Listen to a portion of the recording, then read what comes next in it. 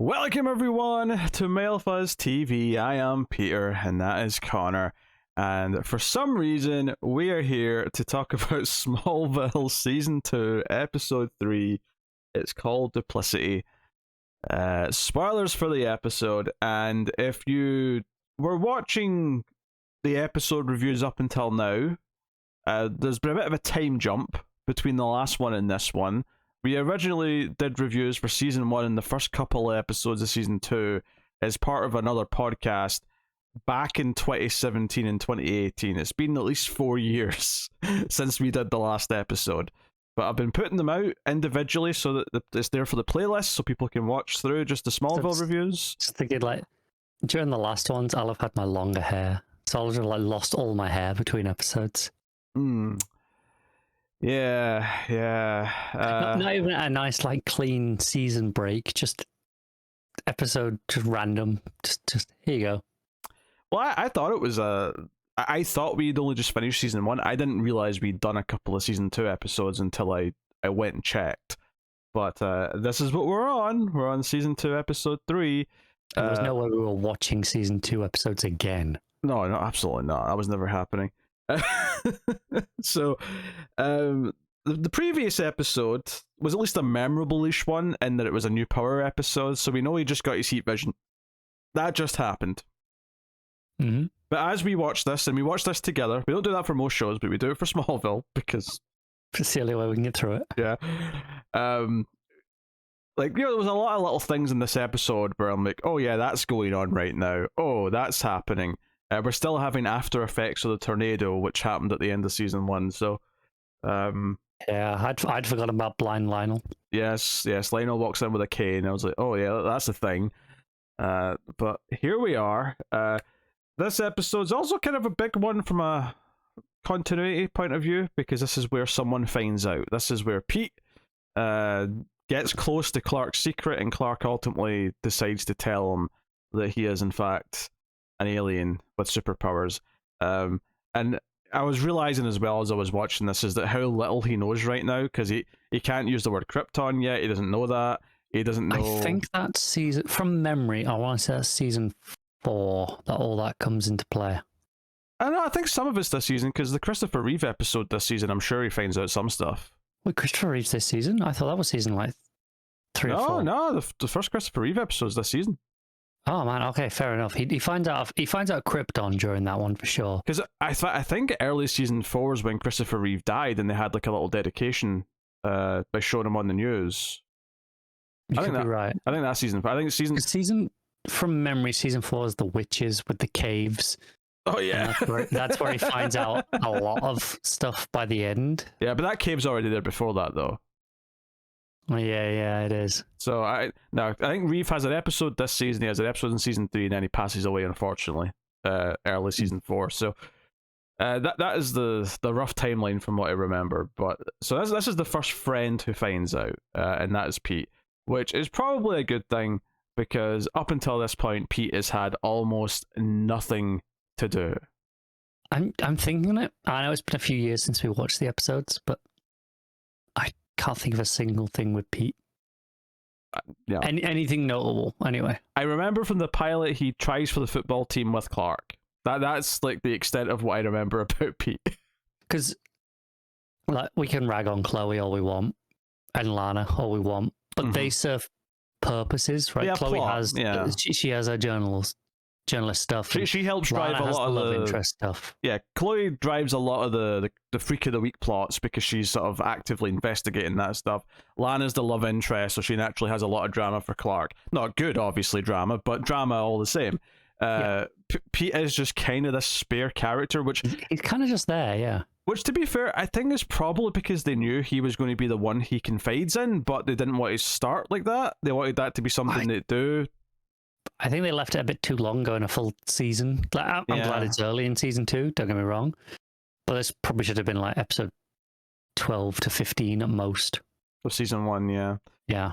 But yeah, so basically, Pete finds Clark's ship in a field. I'd forgotten the tornado, threw this somewhere.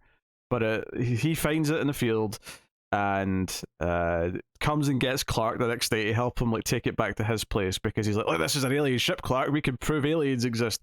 I'm going to tell Chloe, we're going to get in the papers, we're going to reveal everything. They're going to make a film about us. And honestly, the thing, and this, I'm sure this was just as true before in the previous episodes, but coming back to this after having not watched it in like 4 years, is that so much of this episode especially is Clark lying constantly, but in a way where it feels like he's just actively gaslighting everyone around him. Because obviously, yes, he's got a secret identity, right, as Superman. But when he's got a secret identity as Clark Kent when he's being Superman, it doesn't feel like he's malicious with the lies, in the sense that anytime anyone's getting close to a detail that relates to the fact that he's not human, right? You know, in this case, it's the ship. Every single thing that Pete says, Clark tries to like 180 him by saying, no, that's silly. It's probably just some Russian satellite. No, the aliens, Pete, really? Don't be such an idiot. The kid, there's no such thing as aliens. Like, yeah, it's like you could go along with, you know what? You're right. Could be aliens. This is kind of suspicious. He's not going to assume it's you. Yes. Which leads me to my second point along this same lines, is that as the episode goes on, this episode's very much about the guilt of Clark not liking lying, which is why he ultimately tells Pete, well, also because Pete catches him doing something and is going to like get Chloe involved, and he has to kind of make a choice. But so much of this episode is about that guilt. You know, it comes up in a scene with Lex where Lex says, I can never trust someone once they've deceived me once. But there's so many moments in this episode where Clark is asked a question that he has to lie, but 9 times out of 10 they're not hard lies to give. Like the one that really, you know, stuck out to me is that this is pretty early on as well. Yeah, the whole plot with the villain Dr. Hamilton and Lex is that Hamilton's found the ship, he's stolen it from Pete, and there's the hexagonal key. Octagonal, thank you. Whatever, the little bit of metal that fits into the ship, right? Which Lex and Hamilton had last season. And Hamilton is demanding it, he wants it. And Lex comes to speak to Clark, and he's talking about what's going on, and he's like, oh yeah, he's after this little shape that was on my desk. Do you remember that paperweight that was on my desk? Yeah, just this bit of metal. Yeah, he's obviously going to remember this random piece of metal on your desk. And Clark says, oh, it must have just, you know, got blown away with all the debris. And that's actually an easy, plausible lie. Of course, that sounds completely fine. But Clark did happen as well. Like, I know Clark's lying, but it could have happened, right? It could have, but I don't remember. I'm assuming Clark did have it and used it on the ship at some point before the ship blew away. But if the entire ship blew away, I'm willing to guess this random piece of metal will have blown away. Yes, but the point I'm getting at, though, is that Clark, when he says this lie, and he does this every time he lies on this show, is he has this look of like pain and guilt in his face as he's telling a lie. And something that should not sound like a lie, all of a sudden he looks like the most guilty person of lying that there possibly is. And I mean, you could tell me it's because he's Superman and it's because he's good and he doesn't like lying, and that's all fine and well, but it doesn't explain why every character he talks to doesn't immediately go, you're full of shit. I don't believe a word you're saying. Because he has this look of pain that he has to lie on his face. It is. I don't know if it's bad acting or bad direction. I don't want to just blame Tom Welling for everything. I'm sure he's to blame to some things, but I've seen him in other stuff and he's not that bad. Right? He's fine. I'm not saying he's the best actor, but he's fine in other things. I think it's a little of both, especially here in the early seasons where he's a bit younger. And presumably, I think fair to say, most people not as good at things in their 20s as they are in their 30s or 40s, unless it's like sports. But most people develop their skills as they get older. So I'm sure he is a better actor now than he was in 2003, whatever this was. 2002, this would have been. 2002, well, there you go. I'm sure he's a better actor now. He's 21 years old this episode. I don't want to think about that. Mm-hmm. I don't know if this is entirely his fault, but it could be. But it's not great either way. Yeah, I don't know. It was this episode especially because it was happening like almost every scene he was in. He was forced into a moment where he had to lie, unless it was a scene with his parents. It was all these scenes where he's with Pete, he's with Lex, he's with Chloe even at one point, and there's just all these moments where he has to like say a lie, and most of the time the lies are like really easy and plausible, but he still has this look where he's like sort of looking at them and sort of looking at the side, and he's like, "Oh, I'm kind of guilty about this." He has this particularly blank face that he gets Mm. when he has to lie, which is why I feel like I'm not sure it's entirely an acting problem, and I feel like part of it's a directional choice as to have him make this blank look first to like show that to show the audience that he's lying, as if it assumes the audience don't know. Yeah. So obviously a big deal that he tells Pete, and Pete does freak out. I've got a few points on this like side of the plot. One is that, you know, his parents are always like, "Oh, you can't tell anyone, it's too dangerous, blah blah blah blah." And I'm sure I've said this in past reviews of this, but especially relevant here is that, you know, it may actually be good for Clark's mental health if he has a peer that he can confide in that's not his parents. It's probably quite a good thing for him. And that's something the parents seem to like. Now they've been forced into accepting it, they're going to, but they were not thinking about that in any way, shape, or form before.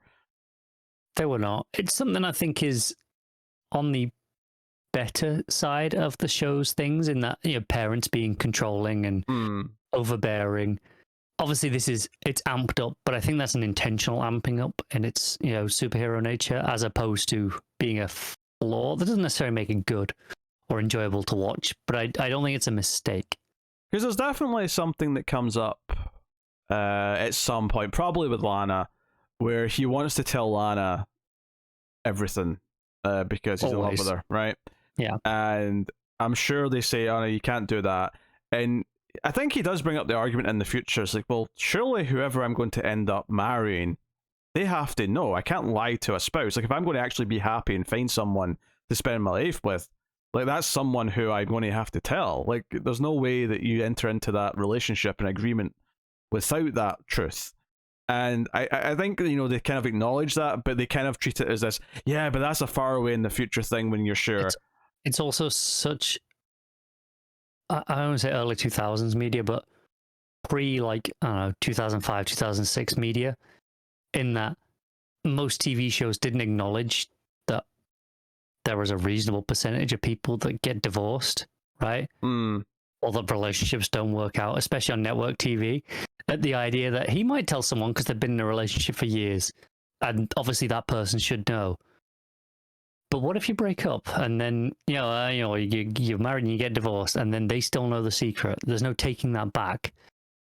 I don't think there's ever any acknowledgement of that side of the argument. And that just goes with anything in real life, I suppose, is that, yeah, like you enter into this thing where you become vulnerable, and that can end badly, and then, you know. Which is why it's not a bad thing for the show to bring up, because, like I say, it's the idea of most, especially secret identity superhero stories, is taking those real life kind of vulnerabilities and amping them up. Which leads me to another talking point here, is that there's a scene where after he's told Pete, and Pete starts asking, you know, so you've been lying all this time. Clark says, you know, call me a freak if you want, and, you know, and Pete backs away when Clark goes to touch him. And there was a sort of thing in my head where I thought, you know what, I feel like any other show would be using this as an allegory for coming out to someone, but despite the obvious parallels that you could draw from it, I don't feel like this episode in any way, shape, or form is actually trying to draw that comparison. No, there's some part of me that feels like it might have been disingenuous for it to do that, because they feel like Clark is just meant to be a normal guy, right? You know, they want him to be just normal. There is nothing for it to be coming out about that. That's what they feel like he is. They just want him to feel like he is everyone, but he's not. Because there's something that the hit television show Buffy the Vampire Slayer certainly did. Like Joyce, when she found out about missed that over the last 4 years. When Joyce found out Buffy was the Slayer, there was definitely intentional parallels that were being used to compare it to someone coming out. There is, and it's something that superhero films especially have been using a lot. I mean, even as recently, I know you've not seen it yet, so mild spoilers, I guess, but it's something that's in a lot of these, is Across the Spider-Verse. Gwen has a scene with her father that's pretty similar, right? And again, it plays exactly the same as all these scenes do. And alternatively, you know, the X-Men were kind of a allegory, not just for gay people, obviously. You know, A lot of minorities. you know, yeah, but like but that was, there is a lot of gay specific language in the X-Men. yeah, and that goes all the way back to the 60s. So it's very much a part of superhero DNA, and it's nothing to do with, you know, Clark either being gay or not. It's just about how it can relate to the idea that you have a secret, you're scared to tell people, and then they react badly, or they can react badly. And I don't feel that this episode ever tries to really use that to say anything. You know, it's and maybe that's asking too much of Smallville, because it is a very, very light, shallow show as far as these things go. It's because, like you say, though, this is in spirit, if not in name, the same network as Buffy, and this is after that show. No, technically this is still WB. Oh, this is, isn't it? You're right. I think it's like season 6 or 7 before it switches to. You're right. It's CW, a few years later. So this is exactly the same. It's the same. It's dealing with essentially the same subject matter, right? Superheroes versus supernatural. Like, there's a reason sci-fi and fantasy are lumped together in most genre filters, because they tackle very similar subjects. There's no reason this shouldn't be tackling things at the same level as that, which has already done it on the same network years earlier at this point. Yeah. But I guess it was still a transitionary period, and well, there were some shows like telling stories like that. It maybe wasn't as, because I'd say now it's pretty commonplace to have TV shows tackling those exact subjects. As it should be. Yeah, whereas here, you know, maybe it was a bit of a period where it wasn't as done as much. I think you say it's more frustrating because it was so obvious and easy to do, and it just didn't even try. Like, there's something to be said for, well, it tried and it didn't really hit its mark. We critique it for doing a bad job, maybe, but this didn't even try. And I guess it's maybe this is partly because we expect something like Superman to be tackling topics, because it is Superman, because it is meant to be this, much like classic Star Trek's meant to be this forward-thinking thing where you've got this character who is aspiring to be better, who's always inspiring everyone else to be better. It should be forcing them to face the tough subjects on the planet and the people and what they're going through. But you know, we sort of spiraled onto that because the allegory here for specifically being gay was definitely something that could have been there, and they just didn't do it. So it kind of feels like they've got kid gloves on and they don't want to like tackle anything controversial, or certainly controversial for the time period. I don't think it would feel controversial now, but maybe at the time it was considered more controversial to have your teenage Superman show tackle those subjects, which is a shame. It's almost interesting to me that it doesn't, because it's so easy to overlay. Like, it's just a couple of changes of dialogue, right, to overlay some of that experience into the scene, and the fact that you still do have this character coming out as, in this case, an alien, right, and saying that no, he's been different his entire life, but he's grew up here. He's still the same person he's always known. He's still his friend. He's still the one that you went camping with. Yet somehow it has none of those parallels. Like you just say those things out loud. It's obvious, but somehow it manages to have none of that in the scene. It's almost impressive. Yeah, it's almost impressive. I don't know how they avoided having any of that subtext. Yeah, I guess the one sort of definitive thing, which this doesn't remove that they should have the subtext still, but the one thing that I suppose makes it a little bit different is that normally the parents would also be someone who'd have to find this out at some point, whereas here, of course, this was the opposite, where the parents knew this about Clark until he was like 15, 16, and then he found out, which is the inverse of a gay person typically. Well, I'd say more often than not, friends know before parents. You know, but the reason why I'm just maybe putting a slight asterisk on that is that there are occasions where maybe someone either hasn't realized or certainly came out as gay, but their parents are like, we can see it coming, like, you know, and not in a bad way, just in the, we can tell. This is not a surprise to us. Yeah. But that's not the exact same here, though, as the alien thing. I'm just, I'm acknowledging that it's not always like a shock to the parents. But I guess in this context, if you're doing a story that deals with like the harsh reality of coming out, is I guess we're thinking of it in maybe more a worst case scenario where it's more conservative parents who are going to react poorly or shocked or not see it coming. So, anyway, I mean, we get into a serious conversation about things there, which I do not really want to do on these stupid Smallville reviews. Yeah. Can I talk about how all of these 16-year-olds in this show have all got things that 16-year-olds shouldn't have, or do things that 16-year-olds shouldn't do? Are they roughly 16 in this season? I think they should be, right? Well, given that season 4 is the last high school season, so yeah, they have to be about 16 in this. Yeah. Okay. Because I thought that while watching it, and I second guessed myself. But they all, obviously they all look way older than that. There's no denying that. Yeah, they're all in the 20s, obviously. That started off because we were watching, and at the start of the episode, when Pete like rolls up after this car accident and finds the ship, Connor said, "That's kind of a nice car for a 16-year-old. One that's not from like a wealthy family."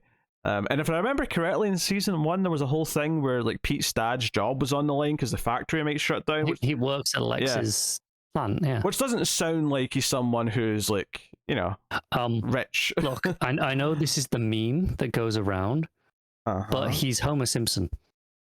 Oh, very funny. That's very good.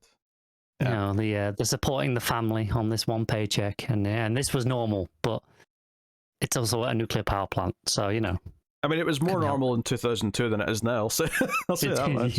Yeah. But yeah, so that started off that thought process, and then quite quickly we're reminded that Lana's basically managing a coffee shop that has like an open mic stand. Which, by the way, they spelt mic wrong on the sign outside. They spelt it like a man's name, not like an actual microphone. Anyway, so she's like running this place, and like Nell's new boyfriend's like, "Hey, maybe you should rearrange the seating, Lana." And I'm like, "Oh, that's right. She's still in high school, but she's running an entire coffee shop." Obviously,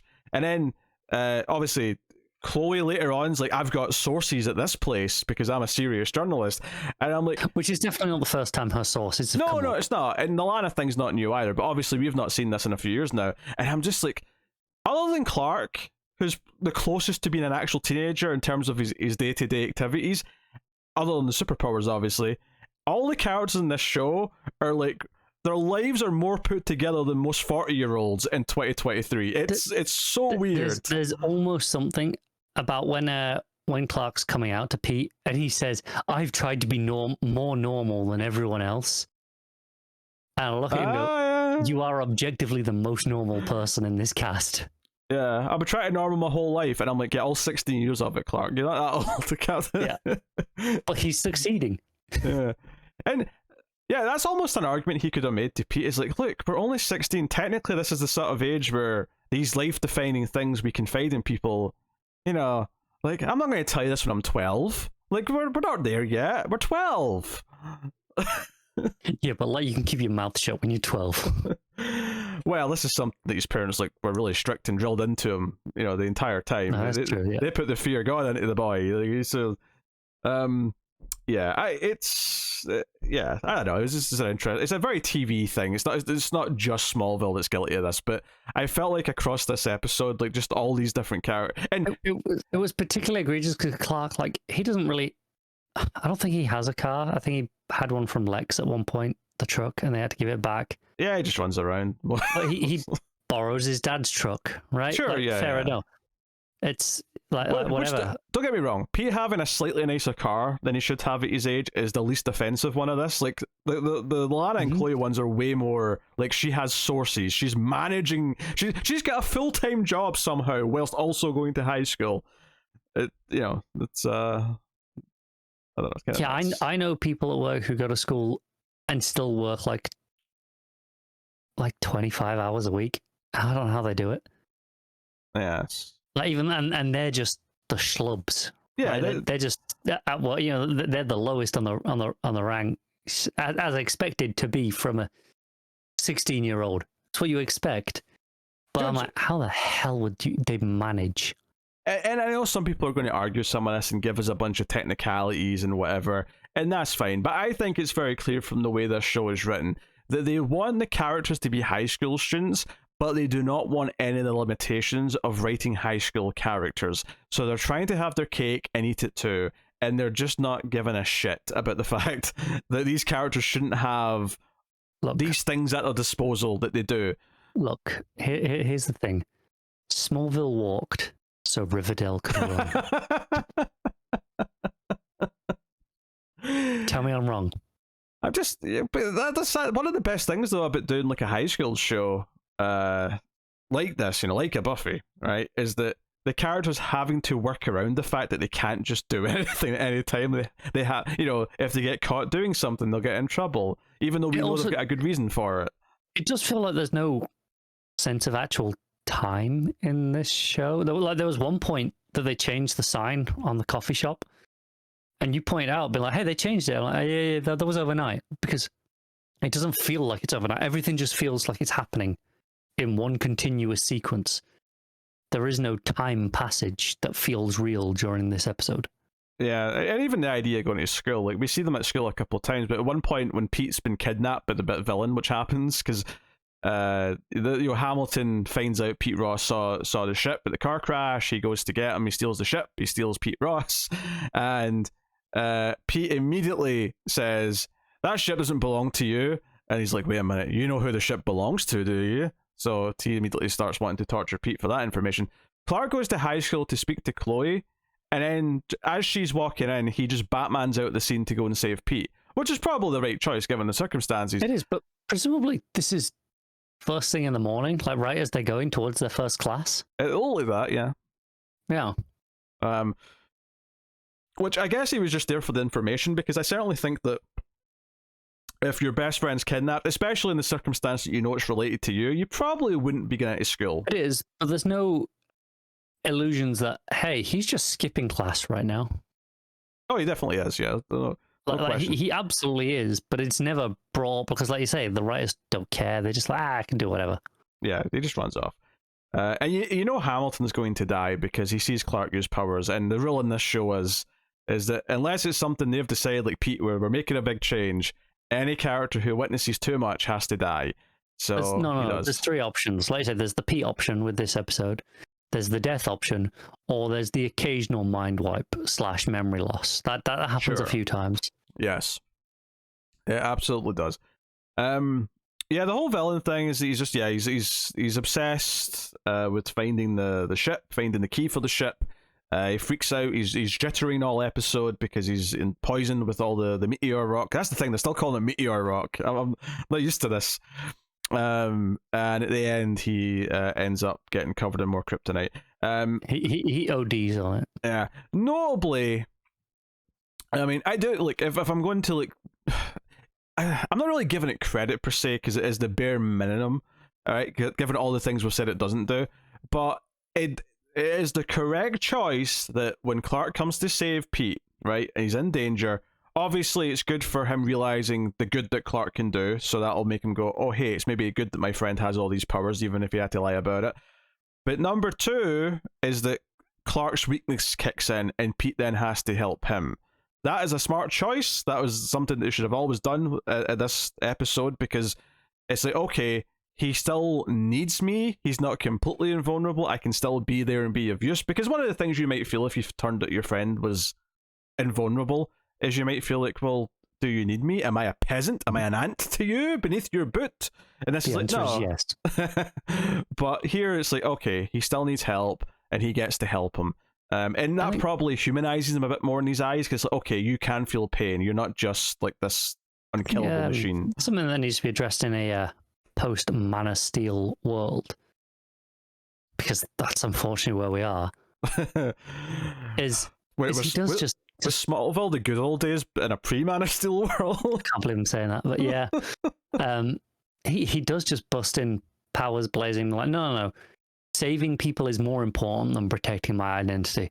Okay, sure, Hamilton happens to die, and that's a happy coincidence.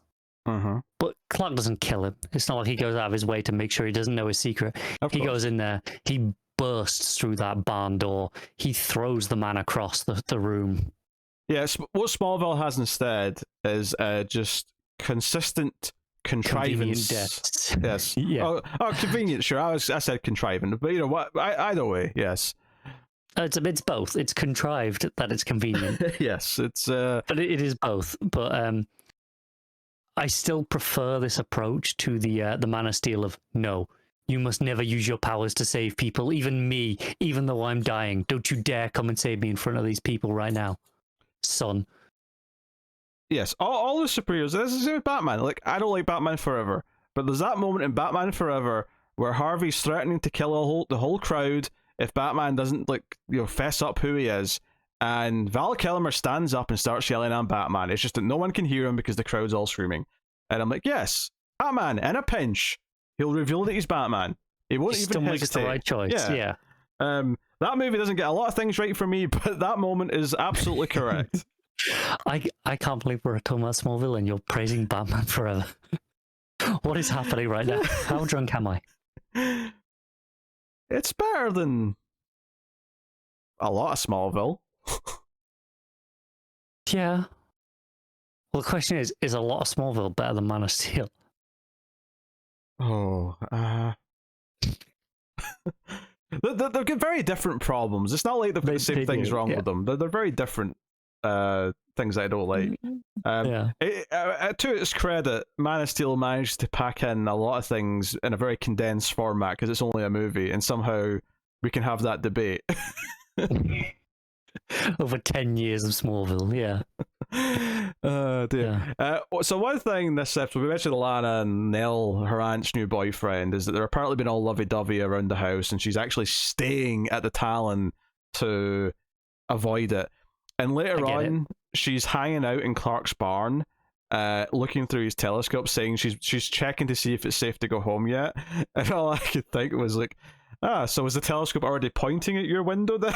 I vaguely remember seeing before this where she's like, "Oh, did you know you could see my house from here?" And he's like, "Oh, yeah, funny that. I never realized." Clark just sliding the box of tissues that he's got next to the telescope under a pillow. Exactly. I vaguely remember that happening. So maybe she did just point it down because she knows. But also, it's funnier if it was already pointing there. Yeah, it's just a funny and like, I just haven't been in here and used it since you were last looking at your house. I'm so sorry.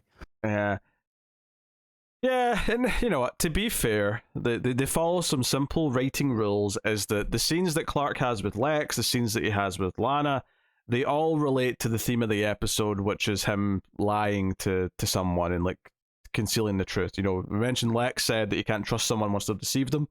He's talking about his father, of course. Lana here tells him about how she felt bad for like waiting too long to tell Whitney the truth. Whitney, remember him? I wish I didn't. And obviously she complains then because he's like, "Well, yeah, me and Peter having some problems as well, but I can't tell you about that." He's like, "Oh," and she's saying, "Yeah, convenient that you can never tell the truth." Oh dear. They could actually, we were talking about the allegory earlier, they could have had like a whole like subplot of comedy here where Lana thinks he's gay and that's what he's hiding for like a long time. They could have had some total hijinks out of that if they really wanted to. You could have done, you're right. I'm not saying it'd have been good, but like, yeah, it was on the table. That's all I'm saying. It says a lot though that as much as we have not been positive about this episode, this is not the worst episode by a long shot. Oh no, not even remotely. We'll get there. Yeah. I mean, hell, we're technically in the good portion of the show right now. Please don't remind me. as I said to you as the opening credits started, why are we doing this? Excellent question. It's an excellent question. So, the episode, after he saves Pete, Jonathan and Martha are with Pete and they're like, we're proud of you. There's a lot of responsibility having this secret. And Clark puts his arm around Pete. Then they play some basketball. And Clark shows off by jumping really high and then a really funny shot to score with a basket. Stupid, goofy grin on his face. Mm-hmm. Yes, he's not having to hide his powers anymore. He's feeling all free and Which, by the way, Clark in this episode, not only does he burst into the villain to save Pete, which you could argue, okay, the adrenaline, he's worried about Pete, he's just rushing in without caring. Mm-hmm. But earlier on in the episode where he tries to talk to Pete when Pete's acting like really cold and standoffish, he goes up to Pete and starts talking to him, and he brings up the ship, he brings up, powers, I think, and there's this like girl standing right behind Pete, and I'm like, Clark, what are you doing? There's like a red shirt right behind him, and sure enough, seconds after I said that, right after he says about the ship, she looks at him. Yeah, so I'm just like, Clark, for someone who's kept a secret your whole life, you seem really shit at actually, not being suspicious. Yeah, she's definitely overhearing them talking about a ship in the barn or whatever, in the shed. And she's like, okay then, there's a wide-eyed stare, and then just walks off. Yeah. So the other thing this episode is that Hamilton shows Lionel the ship, but obviously Lionel's blind right now, allegedly. And as a result, Smallville did this a lot in the early days, I think, especially with Clark, is that someone would see or hear something, but it would be like just enough like doubt where it's like, okay, they heard something but couldn't see it, or in this case, Lionel's blind. Yeah, there's a lot of that going on in early Smallville, and this was another example of it. Yeah, and then obviously he mentions it to Lex, and at the end they go back, and Clark's already taken the ship back. It's like, there's nothing here. What the hell are you going on about, Dad? Yes. You fool. So, I mean, I guess that's the episode. This was probably a very weird review because we were kind of like finding our footing again after not doing an episode for like 4 years. So a lot of what we brought up was probably the fact that we didn't remember like a lot of these things, but yeah, but I'm sure there's some gold coming up. There's a moment of really bad acting. I mean, there's obviously not great acting the rest of it. moment. But there's a particular moment of bad acting. So there's at the start of the episode, there's the accident that leads so Hamilton runs this guy off the road, and then Pete goes to help him. The man spits his sunflower seeds, the shells, yes, into the window that's still rolled up, and then he realizes and has to roll it down. And that makes me look at him and go, yeah, you deserve to be, run off the road. I don't care about you anymore. But later on, when he's lying in the hospital bed and Hamilton comes to see him and then goes to kill him, he pulls out like a syringe or whatever, and he's going to like pump him or something because he's lying in the bed, he's got the morphine hooked up or whatever. And there's a moment where he just yells out for a nurse, and the way he yells is so bad. It's like, nurse! I don't know. It was just a really dodgy moment of acting that I thought was worth pointing out. Cheap network TV guest actors, which they still deserve to be paid, but they're not always good. You're just throwing that in because there's an actor strike. Well, hey, by the time this goes out, the actor strike might be done. It might actually, right? I forgot about that. Yeah, or it might not be. It may not be. It might be gone for a while. I'd like to think it'd be done by the time this goes out, but I don't trust Hollywood. Oh well, there you go. That's Smallville Season 2, Episode 3. You can let us know what you thought of this one in the comments. Like, subscribe, ding the bell for notifications, all that stuff. Of course, you can support all the content over at patreon.com/MailFuzzTV and help keep it coming. Especially if you like us, let's face it, hate watching Smallville and then shitting on it after the fact. Oh, we're here for. But that's the show. So thank you very much. We'll see you next time. Maybe I should come up with a unique outro for this. Yeah. Suppose I could just say, somebody save me?